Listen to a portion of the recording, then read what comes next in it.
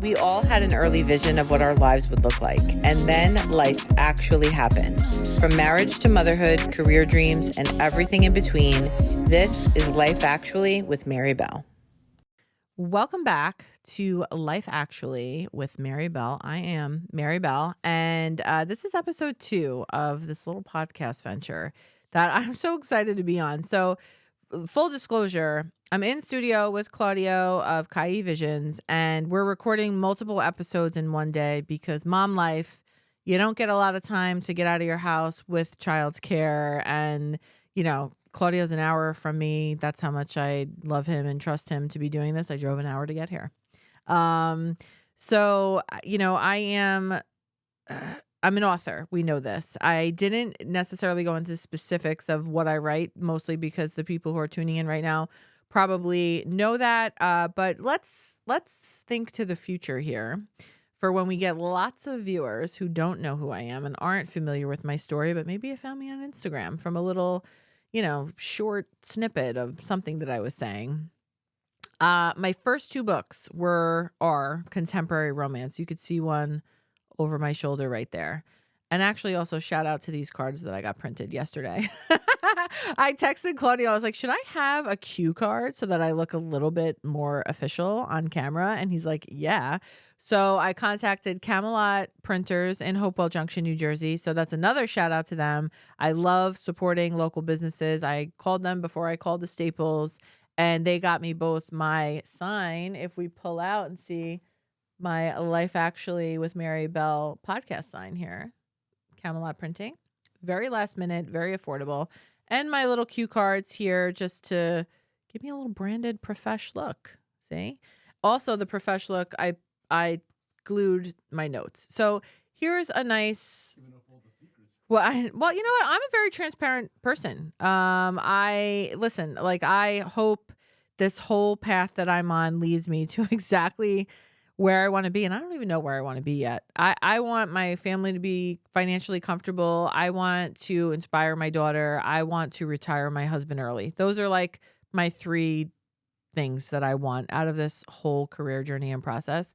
And in telling people, which this is what it's going to be based on, how did you get started and like, how do you continue the journey when you just don't have the answers of where it's going? And maybe you don't have all the support systems in place, certain people that either I do or that you need to get things done all the time. Like, I'm going to be as transparent as possible with everything. And that's really me by nature. I'm the baby of the family. I have diarrhea of the mouth.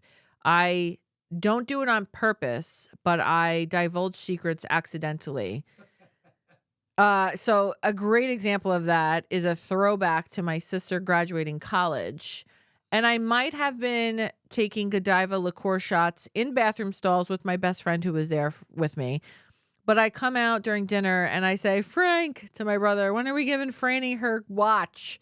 Like, that's the kind of secret that I divulge. Like, I just don't sometimes think about things before they come out of my noggin. So the good part about that is, like, I'm pretty much an open book, no pun intended. And I just want to keep it as, open, honest, transparent as possible. So yeah, I taped my notes to my card this morning when I got here because Thursday I had an event. Last Friday I had an event.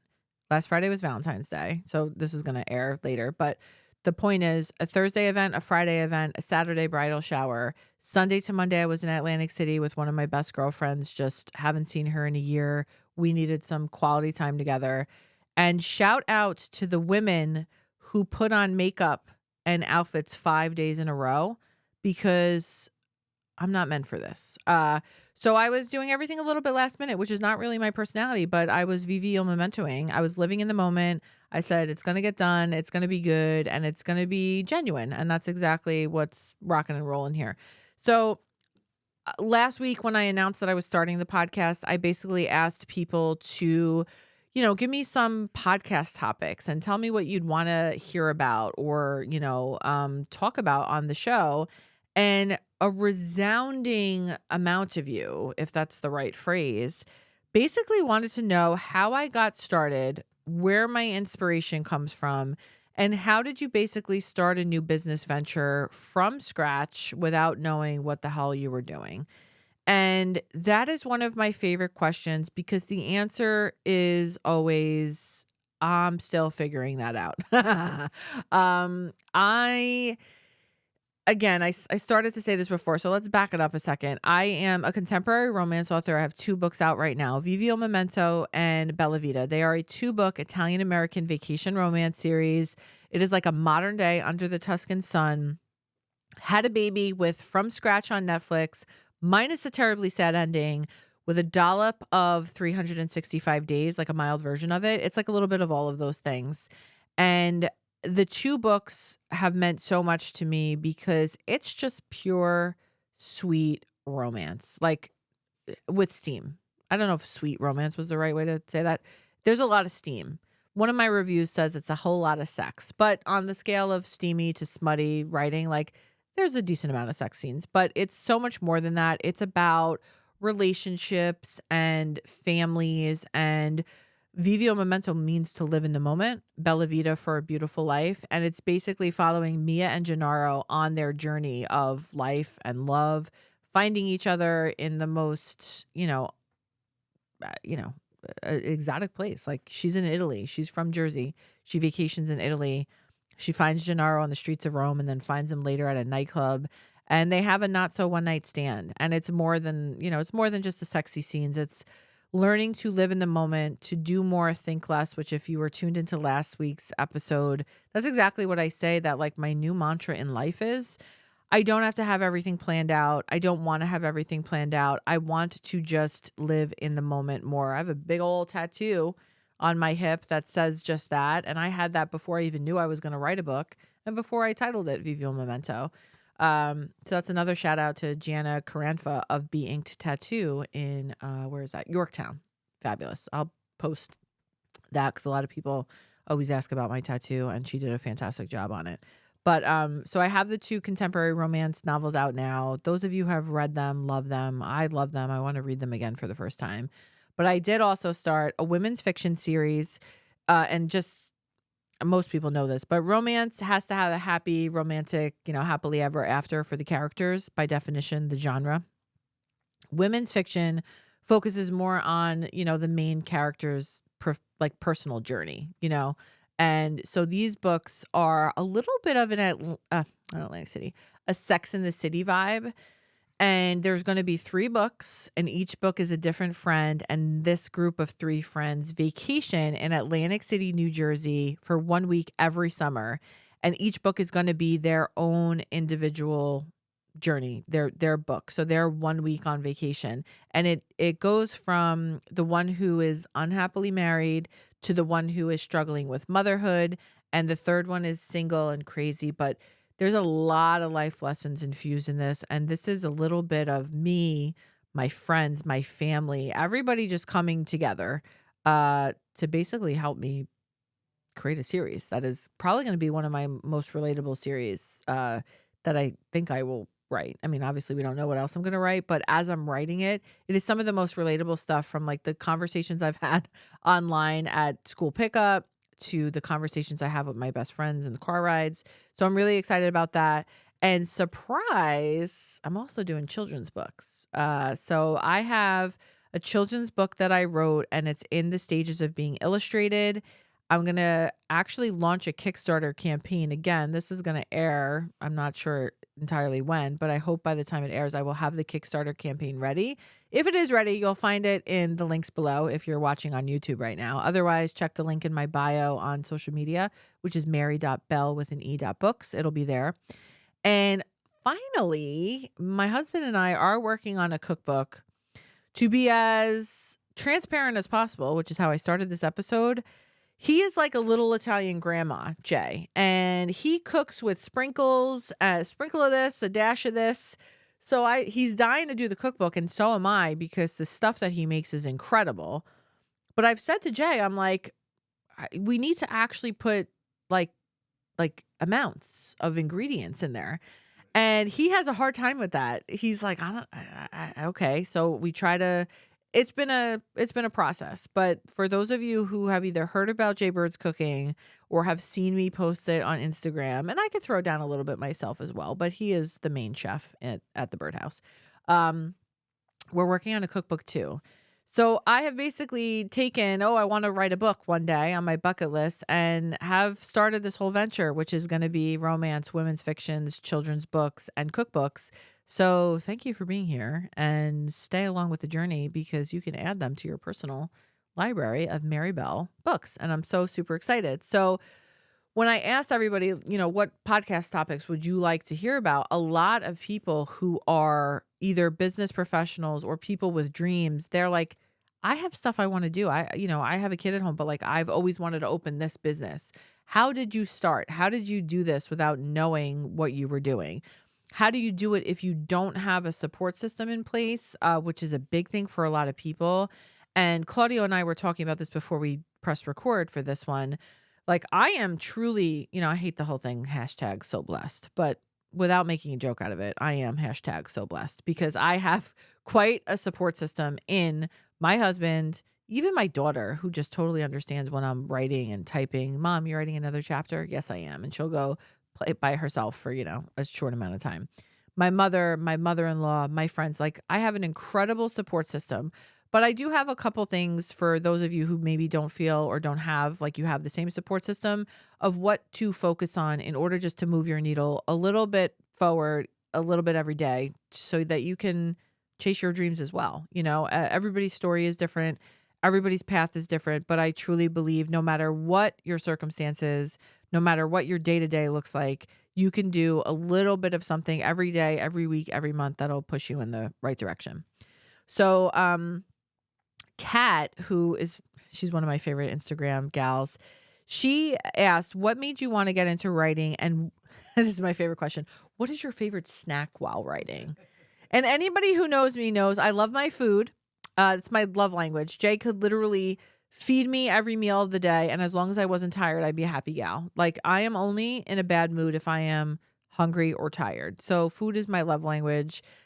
So what made me want to get into writing? I'm sure I've shared this in, a lot of different capacities, but I always have been a good writer. Last episode, if you didn't catch it, was me reading, one of my little famed stories that my mom had saved in a bin. And I'm a Scorpio, so I'm like a romantic gal by nature, like I love. Like if you are a friend of mine and you post on Instagram your love story, of how you met your husband and like, there's a lot of people who are like, oh God, there's people posting about their love and their relationship online again. Keep that shit private. I love it, as long as it's genuine. There's plenty of people who do that and Lord knows what's going on, in the background. But like, if that is your genuine thought process, like when you think of your person and you just want to shout that from the rooftops, like I live for that. I love stories. My best friend who I was just in Atlantic City with the other day, she met her husband in Acapulco, I think. Wherever they went on spring break, Acapulco. And he's from Minnesota and she's from Delaware. They met on spring break and that man, guess where he lives now? Delaware. Like this is a love story for the ages. I'm pretty sure the actual story is he was sunburned and he was going up and down his hotel hallway trying to find somebody to put aloe on him, and she just happened to be beautiful, blonde, blue eyes, and he found her and they fell in love. Like I love hearing stuff like that. Like that is, everybody's like, how'd you get into writing romance? Like I love that. It's exactly the reason why I write the stories that I do. Some people are like, that shit only happens in movies, and maybe a lot of it does, but there's so many different things. And anything could be a romance story. Like after this, I'm going to go meet a friend for lunch and like you can meet the love of your life on the way into lunch somewhere. Like, I think I'm just like a hopeless romantic, I guess. I could not wait to get married. Like I thought about who I was going to get married to my whole life. When we used to play MASH, I mentioned that in the last episode too. So all of that to say, like every little part of my journey has really led me here. Like I love love. So it makes a whole lot of sense that I write romance stories or that I'm going to write women's fiction, because I also love building relationships with people. I love the stuff that I've learned from my like real, true, genuine friendships that I've made over the years, and even with my family too. So I got into writing because basically my entire life has been just learning from and loving the love stories in my life, or those are the ones that surrounded me. And here we are. So I said this also the last episode. I just started typing one day. I Googled how to write a romance novel. I Googled how many, words a romance novel should be. I got the basic gist of what I was doing, and I just opened my computer one day and I started typing. And I say that to urge you, no matter what your goal is, no matter what you think you want to get into, all you have to do to get it going is to just start. Like a Nike, just do it. Like just start. And it could be the smallest little beginning piece. Create a Google Doc right now. If you wanted to always create your own bath bombs, I don't know, I just made something up. Go create a Google Doc and put 5 different scents that you would want your first 5 bath bombs to be. Go Google, how do you make an all natural bath bomb? Create a name for what you think your company would be. What is going to set your bath bomb apart from other bath bombs? And just throw all of that onto a Google Doc and then look at it every day and keep adding to it. Go find competitor bath bombs. Like, these are just things that, like, no matter what your circumstance, whether you have child care, no matter whether you have a supportive husband or not, these are things that take minutes of your time every day. And you will at least be able to put what you have in your mind, like, and in your heart that you want to start. The moment you get it on paper, the moment it becomes real life, and then it's so much easier to refer back to and to remind you. Put it on your to-do list every day. Go to Google Doc and add something to it. Like, what can I do to keep getting this little business venture going, no matter what it is? You could want to open a restaurant. You could want to write a book yourself. Put pen to paper or fingers to keys to create that doc, and then just keep growing from there. Those little things that you do from the beginning to whenever you end up doing what it is you set out to do, it's going to make the biggest difference in the world. And then you just sort of, I don't know, like, a lot of people say, they're like, I don't have my mother-in-law that's able to come watch my kid like you do. I totally get that. Not a lot of people do. I'm super grateful that I have mine. And even then, it's still difficult. I run out of time. My daughter's not in full-time school. So when I don't have anybody there to help, she's gone for a couple hours. And then I have the whole rest of the day where anybody who knows a 5-year-old gets bored very quickly. So, when she was younger, it was a little bit easier to type for hours at a time. I can't really do that anymore. So some days I just have to, succumb to, all right, I'm not getting that much work done today. But maybe set a goal for that week. I need to write a chapter, and that chapter is going to happen a couple, days at a time. So maybe my husband gets home at night. I don't want to ignore you tonight, but I do have to get 2 pages written of my chapter. And if anybody knows, like, women have a lot of browser tabs open at one time. And that's not to say that men don't know how to handle their stuff. You'll never get man bashing from me here. I think men and women both bring incredibly important things to the table that when you combine both of them, you're just better together if you're with the right person.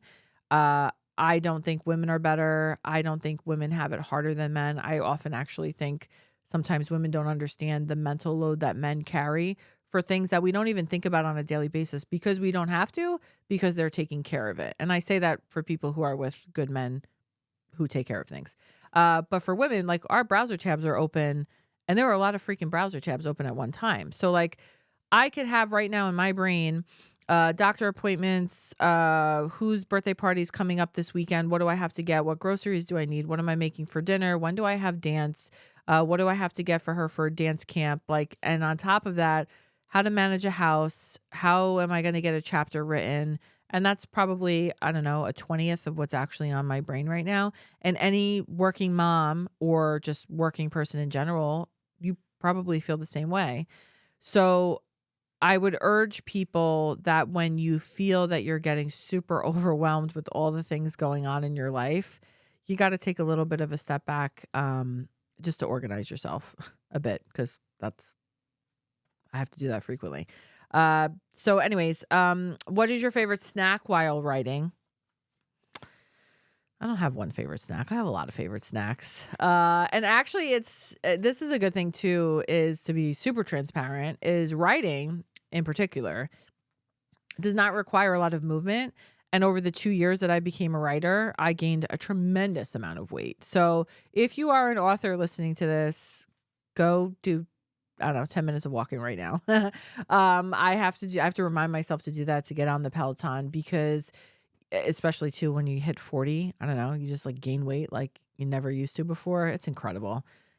Body parts stop working. I don't know who's got arthritis. My lower back doesn't work correctly anymore. My eyesight started going.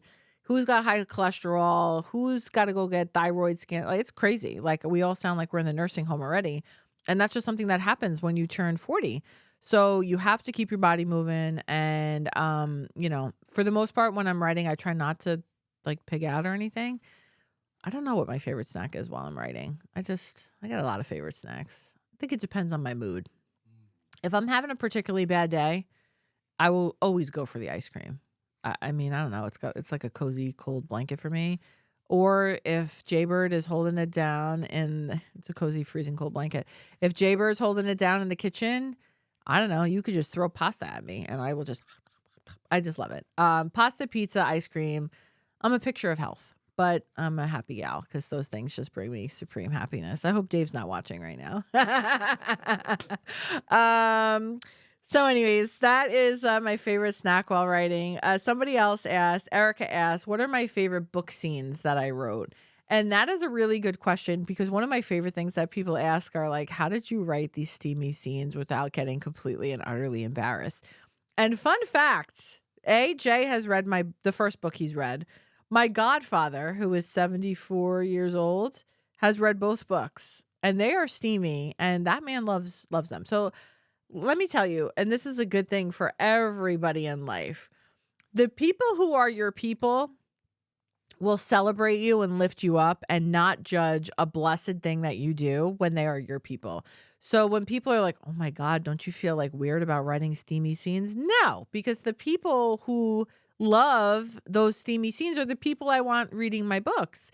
And if you're the type of person that's like, oh, that was too much, I'm probably too much for you. And that's okay. Like, you cannot be all the things to all the people. And you're going to be too much for certain people. And that's okay. It's just leading you to know very specifically who your people are.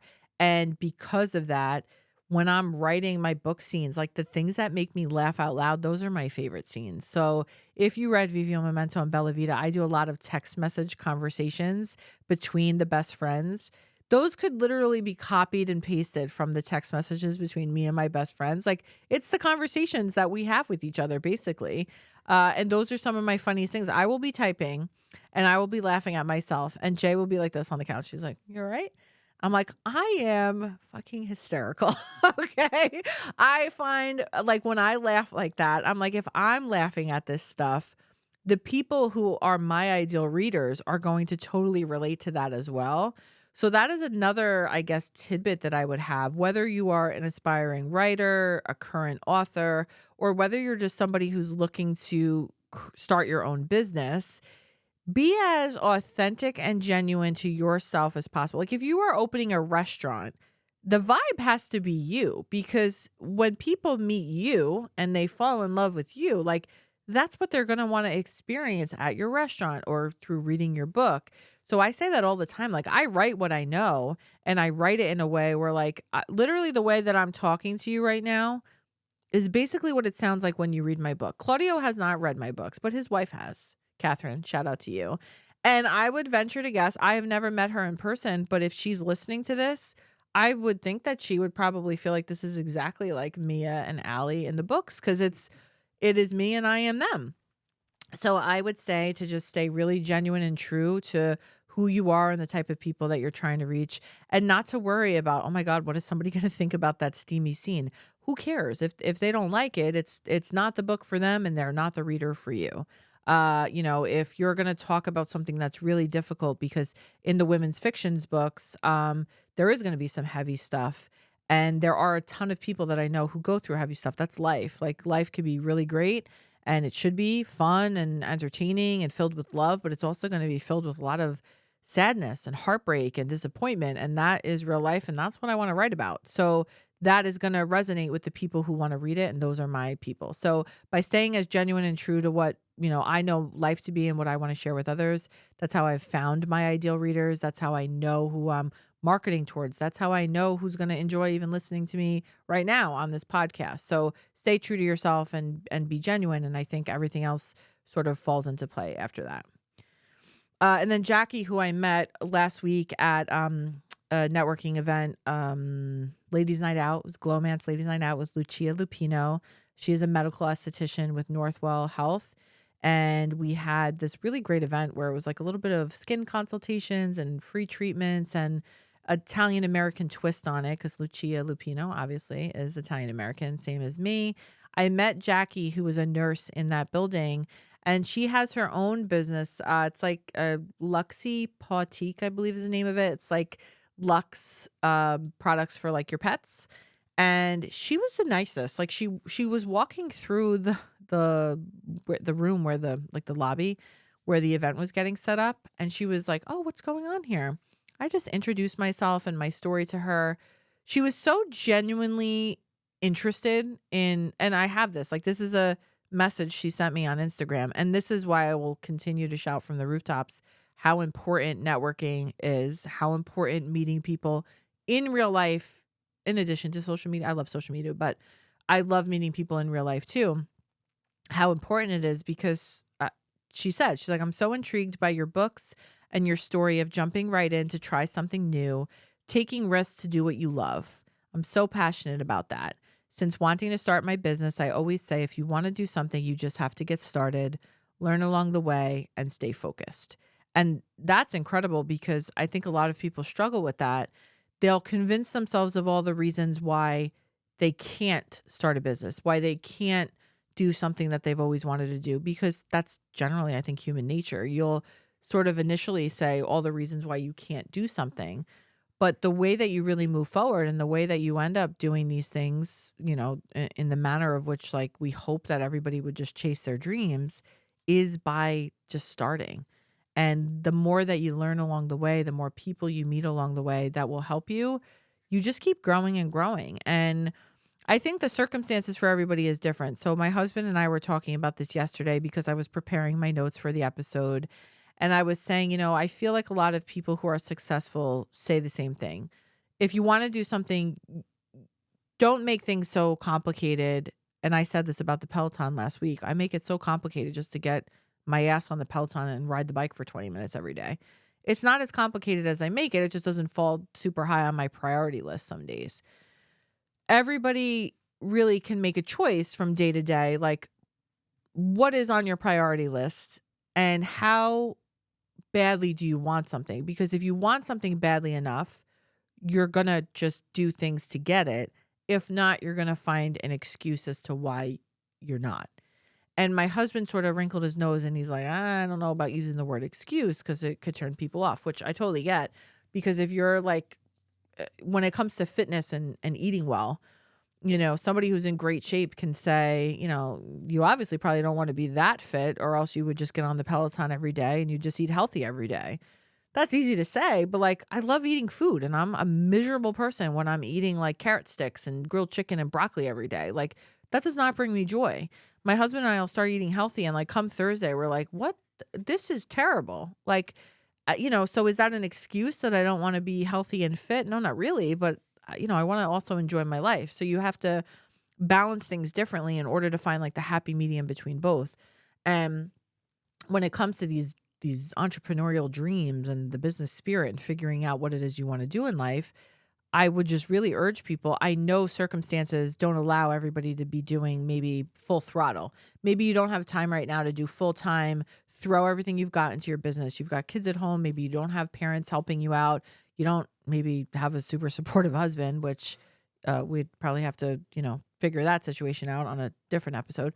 But maybe you don't have all those things in place, but you could still do little bits here and there to help get you to where you want to be, so that a month from now, 6 months from now, a year from now, even if you're a little bit closer to what the dream is, because you put in those little steps from now, like literally like right now, like open up your Google Doc and start that list that I told you to start. A month from now, you'll have moved a little bit further. Maybe you start your Instagram account. Maybe you start finding, comparables like of different businesses that sort of offer similar products to what you want to offer. But how are you going to differentiate yourself?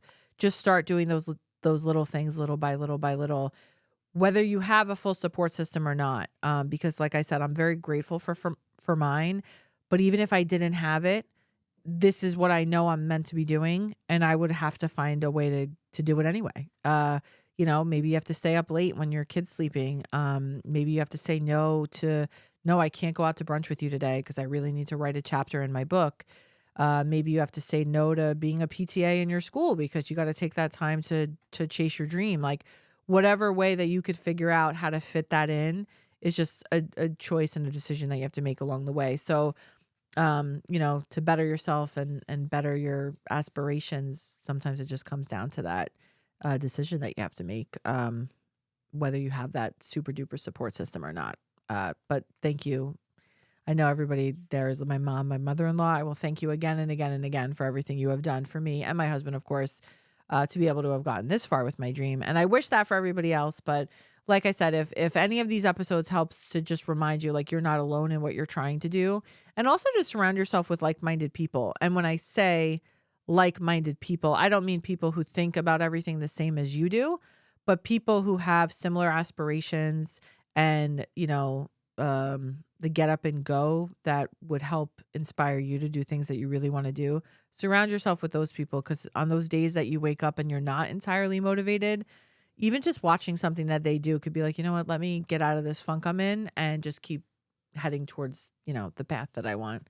I think that's super important. And then, the last thing was how to do it if you don't have a support system. Somebody else had mentioned that. I can't remember who, but I've already basically said my piece with that. Whether you have a support system or not, the only person that you could really rely on 100% in your life is yourself, because even the people who do have your back, they all have their own lives. Like my husband is fantastic, but he's got his own things in life that, he has to do or he wants to accomplish, and he is the most supportive. But I don't want him to put all of the things that he loves to do or the time that he needs for himself for me. Like he's a hunter. So come August, September through December, he wants to go scouting and he wants to get ready for hunting season. There have been times where he's like, oh, babe, I'm going to come to your event. And I'm like, it's the middle of October. I would very much prefer that you don't and that you get in the woods and go hunting. And he's like, oh, no, I'm not missing your event. And like, we'll go back and forth. And I'm like, no, really, I don't want you to come to my event and not go hunting. And he's like, no, I don't want to miss your event. And like, that's one of those things that like, I love him so much for that, but also because I love him so much, I don't want him to sacrifice the things that he truly enjoys fully for my dreams, because I want his life to be everything that he wants it to be too. So I think that's really important, is to surround yourself with people who, yes, are willing to do that. But at the end of the day, you have to believe in your dream more than anybody else is going to or should, because you have to be the one that wakes up every morning and keeps pushing yourself forward, whatever that looks like. And whether it's career related, whether it's just, being the best mom you could be, whether it's being the best wife, spouse, girlfriend you could be, like, you have to make that choice, and you have to be the person who's like, yes, this is exactly the place I want to be in life. And how do I keep pushing it, to get better and better and better? Surround yourself with those good people, make that choice for yourself every day. And, I think that helps you just become the best version of yourself, which helps you chase all those dreams. So thank you to everybody who submitted those topic requests about basically just how to get started when you don't know what you're doing, how to stay motivated. I think I could have probably 27 episodes on that, because from day to day, like there's some days where I'm on fire and I'm like, I could take over the world right now. And then there's days I wake up and I'm like, I don't want to do shit right now. So it's a little bit of everything. And I think just managing those expectations as best as possible and being kind to yourself on the days where things feel really hard. Because people say that too. How do you write when you're not in the mood to write? I don't. There's a lot of people who say to push through it, but I very much, if I'm sitting and I'm struggling to write a chapter, I've tried to force myself before, But what ends up happening is I open my computer the next day and I'm like, this is terrible. It was the worst thing I've ever written. So for me, I've learned if I'm not feeling it that day, just close the computer and get back to it the next day. Go do something else. Maybe that's a day that I'll get on the Peloton instead, so I feel like I did something, but I'll pull myself away from the creative outlet where it's just not firing on all cylinders, and I figure out a better use for my time. This is the part we're as transparent as possible. So this is episode 2. I'm struggling to figure out how to end my episodes, Claudio. How do we wrap this up in a nice little bow here? And hold on, first of all, how did I do looking at the camera this time? Oh, a little bit better. So the first time I end the episode, which by the way was 40 minutes when we had planned a 20 to 30. So I was yapping. So we end the episode. I look at Claudio and I'm like, how long was it? And he said 40 minutes. I said, holy shit. And then he's like, do you want feedback? I said, of course I want feedback. We have to just keep getting better. So he said, like, this main character, as he says, is my bread and butter camera. And he said, when you start talking, your eyes go all over the place. And they do. Plus, I probably use my appendages a lot because I'm Italian. I talk with my hands, right? I'm doing a lot of this. But I do look all over the place because that's like my method of remembering what the hell I want to say. So for this episode, I was trying to stay focused. I sort of felt like Scuttle in The Little Mermaid. Do you know that reference? Yeah, with like the dingle hoppers and like the thing. And he's like, whatever he says in that thing. But I sort of felt like that. But as long as it looked good, we'll play it back and see. But anyways, yeah, I have to figure out a better way to wrap up my episodes. But if you made it to episode 2, thanks for being here. I'm really excited. I'm on a roll now. Are we going to go with episode 3? We're going to roll right through. All right, stay tuned. Next week, by the time you hear this one, next week, 1 week from now, we'll get episode 3. And actually, where's my card here? Episode 3 is for the moms. This is going to be an episode where we talk about chasing dreams with mom guilt, which is a dirty, dirty bitch. Sorry, Dad, if you're listening, but mom guilt is horrible. But so that's gonna be a good one. We're gonna deep dive into that one. So thank you again for being here. This is Life Actually with Mary Belle and Claudio of Coyote Visions. I will see you next week. Bye. Thanks so much for tuning in. Like, subscribe, share, follow the full journey on social media at the handle mary.belle.books. And if you have need for audio-visual content creation and recording services, Coyote Visions is located in Stamford, Connecticut, and can also be found on Instagram at CAYI Visions.